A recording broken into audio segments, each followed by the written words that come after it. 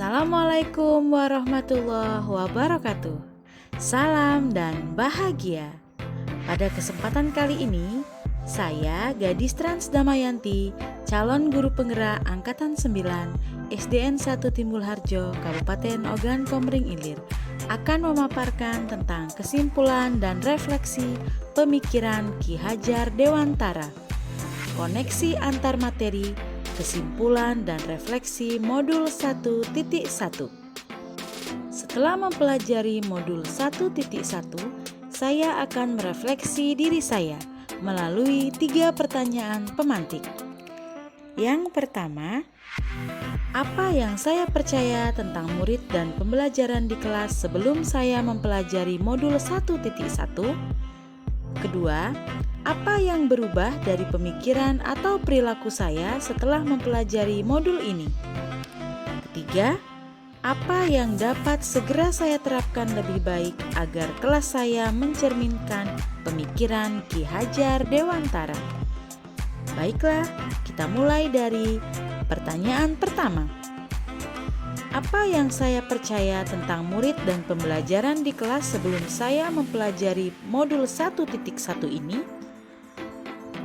Selama ini, pembelajaran berpusat pada guru atau teacher center. Pembelajaran cenderung monoton karena lebih banyak menggunakan metode ceramah. Guru kurang memahami karakteristik anak. Siswa kurang termotivasi dalam mengikuti pembelajaran sehingga pembelajaran terkesan pasif atau satu arah. Suasana kelas menjadi kurang hidup dan kurang menyenangkan karena anak-anak tidak berpartisipasi aktif di dalam proses pembelajaran. Ini adalah gambaran bagaimana suasana kelas saya sebelum saya mempelajari modul 1.1. Setelah mempelajari modul 1.1, yang berubah dari pemikiran atau perilaku saya antara lain pembelajaran seharusnya berpusat dan berpihak pada murid. Kemudian, setiap anak memiliki karakteristik yang berbeda, sehingga kita sebagai guru harus menghargai setiap perbedaan itu. Kemudian, guru bukan merupakan satu-satunya sumber belajar. Artinya, siswa bisa belajar dari berbagai sumber, dan setiap anak itu cerdas di bidangnya masing-masing. Maka, sebagai guru, hendaknya kita menuntun dan membantu anak-anak untuk menggali potensi anak-anak menjadi versi terbaik dari diri mereka sendiri. Yang berubah dari perilaku saya berusaha mengemas pembelajaran dengan metode yang bervariasi dan menyenangkan. Kemudian memberikan kesempatan kepada murid untuk menyelesaikan tugas yang sesuai dengan minat dan kreativitasnya. Lalu, merancang pembelajaran yang sesuai dengan kodrat anak, baik kodrat alam maupun kodrat zamannya. Kemudian, agar kelas saya mencerminkan pemikiran Ki Hajar Dewantara, maka yang akan mulai saya terapkan di kelas saya adalah: yang pertama, saya akan merancang pembelajaran yang interaktif dan menyenangkan, sehingga anak termotivasi untuk terlibat aktif dalam pembelajaran.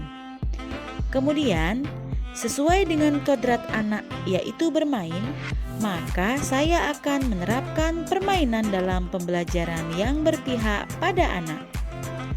Lalu, pembelajaran yang kolaboratif untuk membiasakan anak berkolaborasi dan senang bergotong royong dalam mencapai tujuan. Kemudian, saya akan menerapkan welas asih dalam melayani dan melakukan kegiatan pembelajaran yang menuntun, bukan menuntut. Lalu, saya akan mengedepankan aspek budi pekerti dalam pembelajaran, sehingga diharapkan peserta didik menjadi insan yang berbudi luhur. Lalu, saya akan menerapkan pembelajaran yang sesuai dengan kodrat zaman, yaitu memanfaatkan teknologi dalam pembelajaran. Kemudian, saya akan menerapkan konsep merdeka belajar dengan mengintegrasikan profil pelajar Pancasila. Yang terakhir, saya akan menerapkan metode dan media yang bervariasi dalam pembelajaran sehingga sesuai dengan karakteristik peserta didik.